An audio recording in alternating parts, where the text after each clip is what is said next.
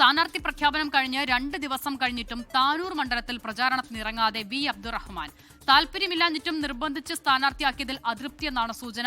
ആരോഗ്യ കാരണങ്ങളാലാണ് പ്രചാരണം തുടങ്ങാത്തതെന്നുള്ളതാണ് CPIMന്റെ വിശദീകരണം. ഗോകുൽ വേണുഗോപാൽ വിവരങ്ങൾ നൽകാൻ ചേരുകയാണ്. ഗോകുൽ, ഒരു സ്ഥാനത്ത് സീറ്റ് നൽകിയില്ല എന്നുള്ള കാരണം കൊണ്ട് പാർട്ടി വിട്ടുപോകുന്ന ചിലർ, പാർട്ടിയോട് വലിയ പ്രതിഷേധം രേഖപ്പെടുത്തുന്ന ചിലർ, മറുഭാഗത്ത് ഇതാ സ്ഥാനാർത്ഥിയാകാൻ താല്പര്യമില്ലായിരുന്നു, നിർബന്ധിച്ച് സ്ഥാനാർത്ഥിയാക്കിയത് കൊണ്ട് പ്രചാരണത്തിൽ ഇറങ്ങില്ല എന്ന് ശഠിക്കുന്ന ചിലർ. എന്താണ് വി അബ്ദുറഹ്മാന്റെ പ്രശ്നം?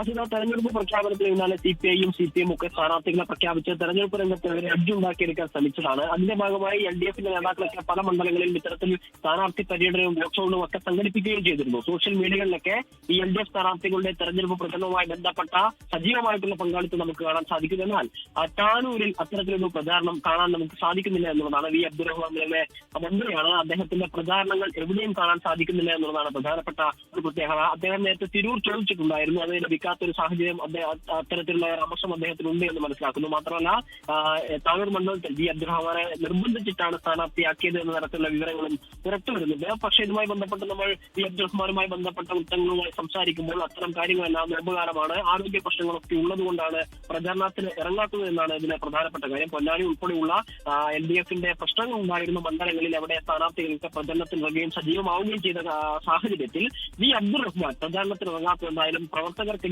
ഒരു അമർഷം ഉണ്ടാക്കിയിട്ടുണ്ട്.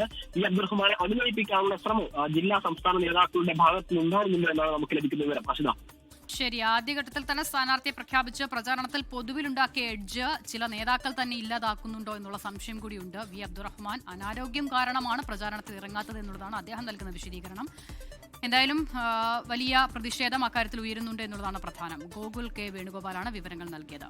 ലോകത്തെവിടെയായാലും ഏത് സമയത്തും 24 വാർത്തകളും ഓഗ്മെന്റഡ് റിയാലിറ്റി പാക്കേജുകളും എക്സ്പ്ലെയിനറുകളും വിശദമായി കാണാൻ ഞങ്ങളുടെ YouTube ചാനൽ നിങ്ങൾക്ക് സബ്സ്ക്രൈബ് ചെയ്യാം.